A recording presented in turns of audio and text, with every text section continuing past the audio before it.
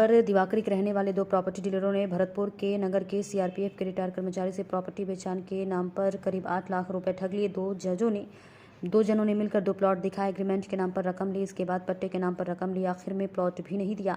पीड़ित नगर निवासी प्यारेलाल ने एनईबी व वैशाली नगर थाने में शिकायत दी है। पीड़ित प्यारेलाल ने बताया कि करीब 1 साल पहले वह अलवर था, उसका अलवर में एक प्लॉट लेने का मन था। वह दिवाकरी निवासी प्रॉपर्टी डीलर राकेश शर्मा व लाला राम के पास पहुंचा। पहले राकेश शर्मा ने उसे प्लॉट दिखाया, 20 बाय 30 फीट के प्लॉट का सौदा किया, 3 लाख रुपए देकर एग्रीमेंट कराया, लेकिन राकेश ने कागज में 15 बाय 25 फीट दिखाया। उसके बाद से लेकर शिकायत करने को कहा, 2 पार्ट में बेचान करूंगा, एक बाद में करा दूंगा, पहले पट्टा लेते हैं। पट्टा लेने के नाम पर भी उससे रकम ले ली, आखिर में पट्टा भी खुद के नाम लिया, बाद में प्लॉट देने से मना कर दिया। दिवाकरी में पंचायत भी ली और उसके बाद से लेकिन वह झगड़ने को तैयार हो गया। ये कबूल भी कर लिया कि उसने 3.5 लाख रुपए लिया है, लेकिन प्लॉट भी नहीं दिया और पैसा भी हड़प लिया। आखिर में उसने पुलिस को शिकायत दी है। राकेश शर्मा के साथ ही दूसरा प्रॉपर्टी डीलर लाला राम है, उसने भी इसी तरह से उसके साथ करीब 3 लाख रुपए की ठगी की है। उसने भी प्लॉट देने के नाम पर पैसा लिया है, लेकिन प्लॉट नहीं दिया। वैशाली नगर थाने में भी शिकायत दी है। पीड़ित ने बताया कि राकेश शर्मा का दूसरा साथी लाला राम है, उसने भी फर्जी प्लॉट दिखाकर अपने करीब 3 लाख रुपए ठग लिया। उसके शिकायत भी वैशाली नगर थाने में दे रखी है। 1 साल से परेशान होकर अब कोर्ट के जरिए इस्तेगासे में मामला दर्ज करने आया। बाबूजी क्या नाम है आपका? मेरा नाम शुभनाम साहब एएसआई रिटायरमेंट प्यारेलाल है, शहरवाल है। मैं कस्बा नगर का रहने वाला हूँ और अलवर में प्राइवेट कंपनी में एक सुपरवाइजर का जॉब करता हूँ। दूसरा मैं दुकान खोल रखा है परचूने का। अपना अच्छा व्यतीत समय करता हूँ।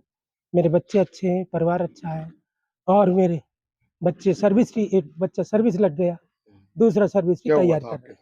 मेरे साथ जब मैं आज से 1 साल पहले अलवर में आया था, मैं प्लॉट मकान खरीदने के उसमें था कि मैं बच्चे को अलवर में पढ़ाऊंगा, अच्छी सर्विस लगेगी, आगे भी अलवर में बच्चों को जॉब मिलेगा। तो इस कारण से मैं अलवर में डीलरों के पास जिसने जहाँ बताया वहाँ मकान प्लॉट ढूंढता रहा, कभी किसी डीलर के पास, कभी किसी डीलर के पास। आखिर एक राकेश शर्मा नाम का आदमी जो कि दिवाकरी नई बस्ती में रहता है, उसके पास पहुँच गए। ढूंढते पूछते पूछते उसने बोला कि ये मेरा प्लॉट खाली है, मैं बेच रहा हूँ।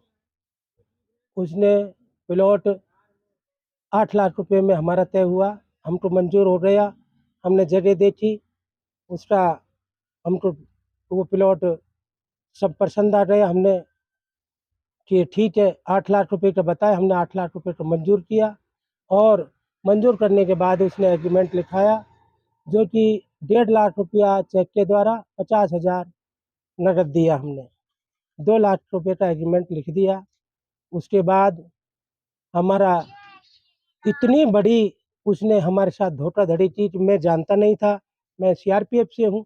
ये ऐसे गलत कार्य मैंने कभी देखे नहीं अपने जीवन में, न गलत कार्य किए, हम ईमानदारी से जिए थे। कैसे ठगी की उन्होंने? उसने कि जो एग्रीमेंट बनवाया था, हमारा तय था 20 बाई 30 का, कि 20 फुट चौड़ाई और 30 फुट लंबाई का।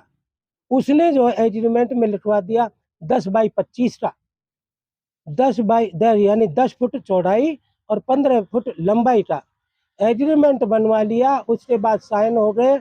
हमने पढ़ा कि ये तो आपने 10 बाई 25 का लिखवाया, हमारा तो आपका जो है 20 बाई 30 का है।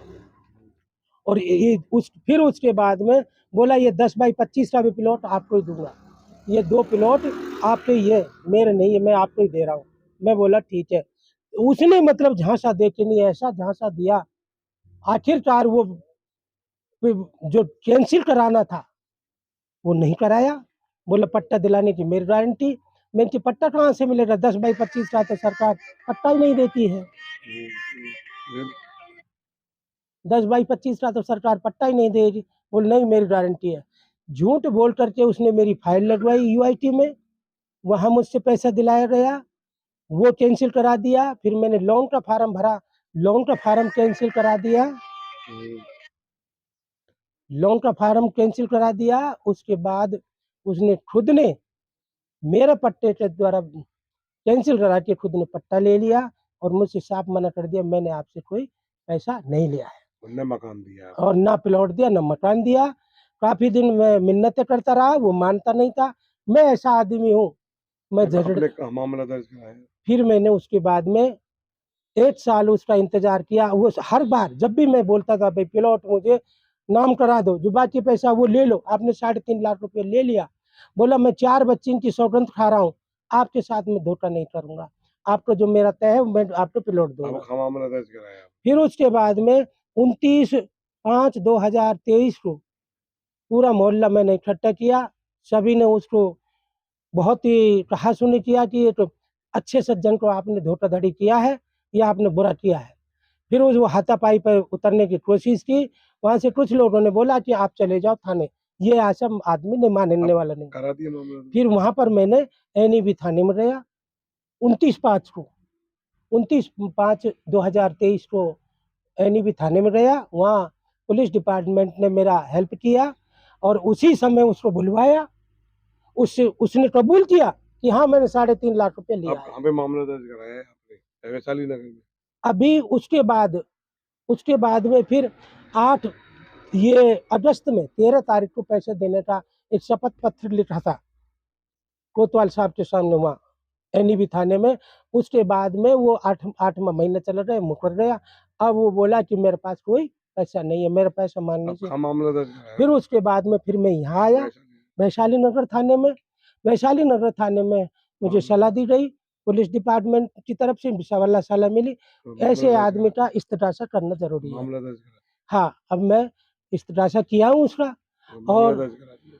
उसके खिलाफ मैंने मामला दर्ज कराया। दूसरा उसका साथी है वो लालाराम, वो भी उसका साथी है। उसने भी 3 लाख रुपया हमसे दूसरा मकान जब उसने नहीं दिया हमने और दूसरा खरीदा, उसने भी वही कार्य किया जो कि 3 लाख रुपए को लेकर बैठ गया, वो भी नहीं दिया। हमने मामला दर्ज वो इस वैशाली नगर पुलिस थाने से कराया। मुझे विश्वास है पुलिस सही करेगी, पुलिस मेरे साथ कहीं नहीं गलत नहीं करेगी, पुलिस पर पूरा भरोसा है।